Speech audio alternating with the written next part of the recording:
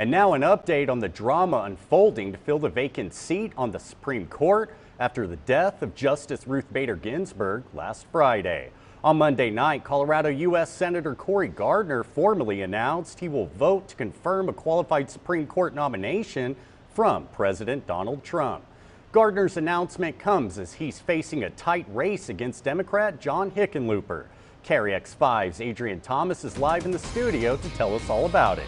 Adrian? Rob, over the last few days, Hickenlooper and his team have been taking to social media calling on Gardner to not support the president's Supreme Court appointment. Gardner made his announcement shortly after President Trump said on Fox and Friends Monday morning that it would be, quote, good for Cory to confirm his Supreme Court appointment. Gardner could not be reached for comment on the Supreme Court vacancy, but I got an exclusive with former Colorado governor and candidate Hickenlooper to weigh in on how the Supreme Court situation is playing into this highly contested Senate race.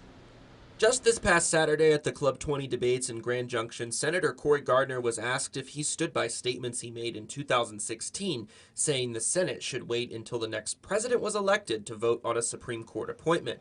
At the time, President Obama had nominated Merrick Garland in March 2016 to fill a Supreme Court vacancy. I hope that before the politics begin, because there will be plenty of time for that we have some time for this country to reflect on the legacy of a great woman who led to our nation's highest court. There is time for debate. There is time for politics. But on Monday night, Gardner came out on social media and said he would vote to confirm a qualified nominee. This came after President Trump said on Fox News Monday morning a Supreme Court Senate hearing would help Gardner win re-election. If you have the vote before November 3rd. Well, I think it's going to help.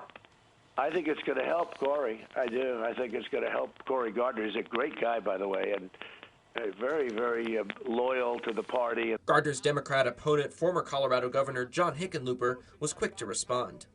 This is what's wrong with Washington. And, that Cory Gardner is going to do whatever Donald Trump tells him to do.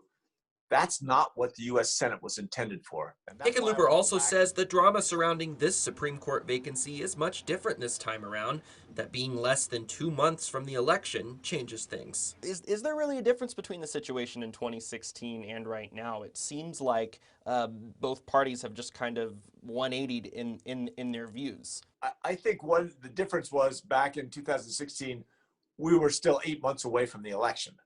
And now people in certain parts of the country have already started voting. We're in the election. So you're telling me that the U.S. Senate doesn't have time to negotiate the new CARES package for COVID-19 to make sure that working people can pay their rent and have a little help to put food on the table?